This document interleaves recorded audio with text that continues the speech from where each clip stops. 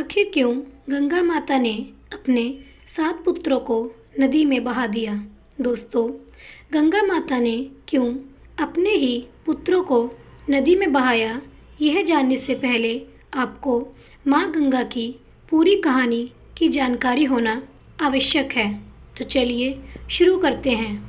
माँ गंगा का जन्म वैशाख शुक्ल सप्तमी तिथि के दिन माना जाता है।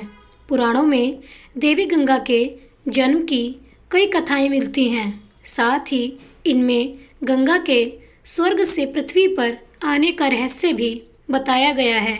यही नहीं, देवी गंगा के मनुष्य रूप में प्रेम की भी अत्यंत रोचक कथा मिलती है, जो यह दर्शाती है कि गंगा की अविरल धार न केवल तन मन को पवित्र करती है, बल्कि यह प्रेम का संचार भी करती है। तो आइए जानते हैं क्या है माँ गंगा के जन्म की कथा और कैसे हुआ इनका मनुष्य से विवाह। वामन पुराण के अनुसार जब भगवान विष्णु ने वामन रूप में अपना एक पैर आकाश की ओर उठाया, तो ब्रह्मा जी ने भगवान विष्णु जी के चरण धोकर जल को अपने कमंडल में भर लिया। इस जल के तेज से ब्रह्मा जी के कमंडल में माँ गंगा का जन्म हुआ।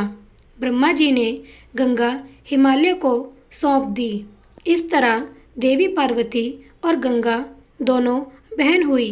इसी में एक कथा यह भी है कि वामन के पैर के चोट से आकाश में छेद हो गया और 3 धारा फूट पड़ी। एक धारा पृथ्वी पर, एक स्वर्ग में और एक पाताल में चली गई और गंगा माँ त्रिपथगा कहलाईं। शिव पुराण में ऐसी कथा मिलती है कि गंगा भी देवी पार्वती की तरह भगवान शिव को पति के रूप में पाना चाहती थी। देवी पार्वती नहीं चाहती थी कि गंगा उनकी सौतन बने। फिर भी गंगा ने भगवान शिव की घोर तपस्या की। इनकी तपस्या से प्रसन्न होकर भगवान शिव ने इन्हें अपने साथ रखने का वरदान दे दिया। इसी वरदान के कारण जब गंगा धरती पर अपने पूरे वेग के साथ उतरी, तो जल प्रलय से धरती को बचाने के लिए भगवान शिव ने उन्हें अपनी जटाओं में लपेट लिया। इस तरह गंगा को भगवान शिव का साथ मिल गया।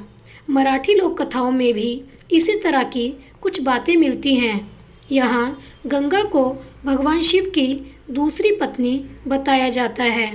पार्वती गंगा को परेशान करती हैं, जिसकी शिकायत गंगा भगवान शिव से करती हैं। पार्वती के कोप से गंगा की रक्षा करने के लिए भगवान शिव उन्हें अपनी जटाओं में छुपा लेते हैं।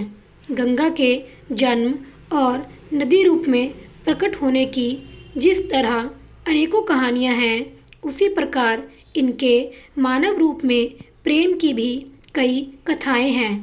महाभारत की कथा के अनुसार देवी गंगा अपने पिता ब्रह्मा के साथ एक बार देवराज इंद्र की सभा में आईं। यहाँ पर पृथ्वी के महाप्रतापी राजा महाभीष भी मौजूद थे। महाभीष को देखकर गंगा माँ मोहित हो गई और महाभीष भी गंगा माँ को देखकर सुध-बुध खो बैठे। इंद्र की सभा में नृत्य चल रहा था। तभी हवा के झोंके से गंगा जी का आंचल कंधे से गिर गया।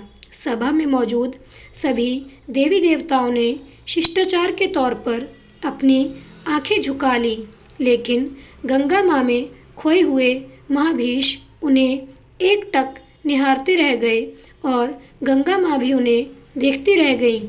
क्रोधित होकर ब्रह्मा जी ने श्राप दिया कि आप दोनों लोकलाज और मर्यादा को भूल गए हैं, इसलिए आपको धरती पर जाना होगा और आप दोनों एक दूसरे को पसंद करते हैं, इसलिए वहीं आपका मिलन होगा।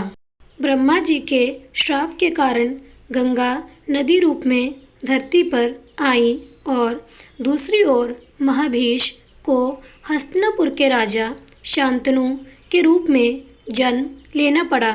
एक बार शिकार खेलते हुए शांतनु जब गंगा तट पर पहुँचे तो गंगा माँ मानवीय रूप धारण कर शांतनु के पास आईं और दोनों में प्रेम हो गया। शांतनु ने गंगा माँ से शादी के लिए कहा, पर इस बात को मानने के लिए गंगा माँ ने एक शर्त रखी और शांतनु से वचन लिया कि गंगा माँ जो भी करेंगी शांतनु उनसे कभी भी सवाल नहीं करेंगे। जिस दिन शांतनु ने उनसे सवाल किया वो जवाब देकर फिर उन्हें छोड़कर चली जाएंगी।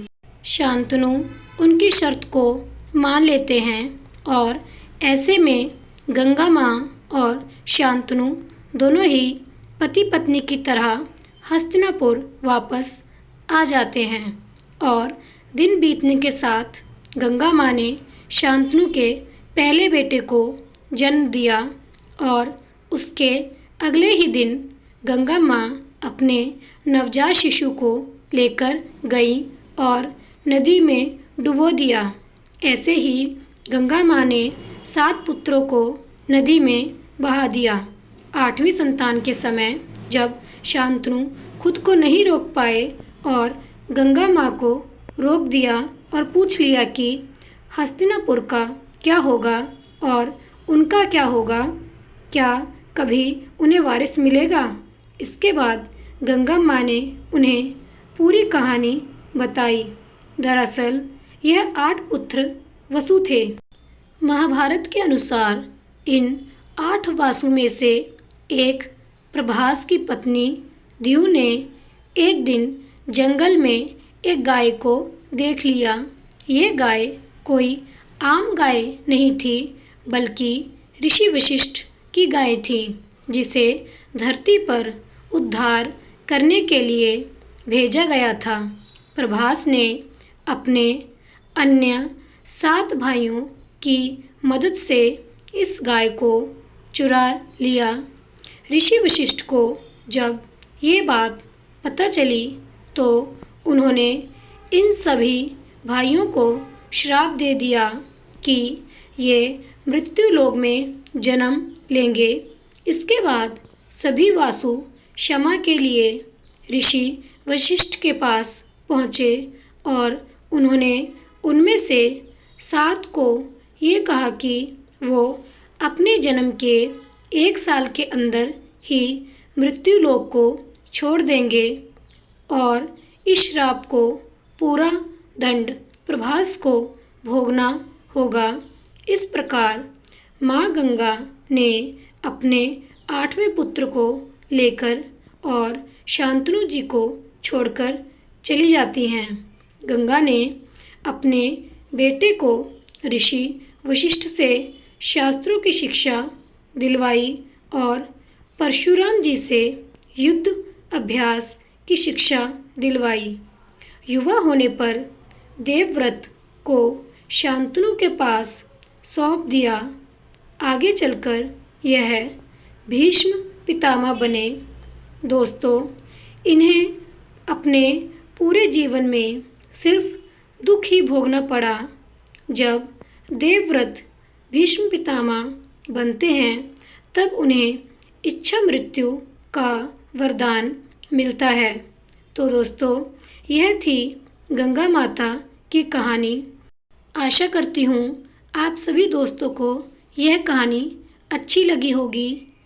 तो प्रेम से बोलिए हर हर गंगे और जाने से पहले मेरे चैनल को लाइक, सब्सक्राइब और शेयर ज़रूर कर दें। इससे मुझे बहुत प्रोत्साहन मिलता है। तो मिलते हैं अगली कहानी के साथ। तब तक के लिए सभी दोस्तों को हर हर महादेव।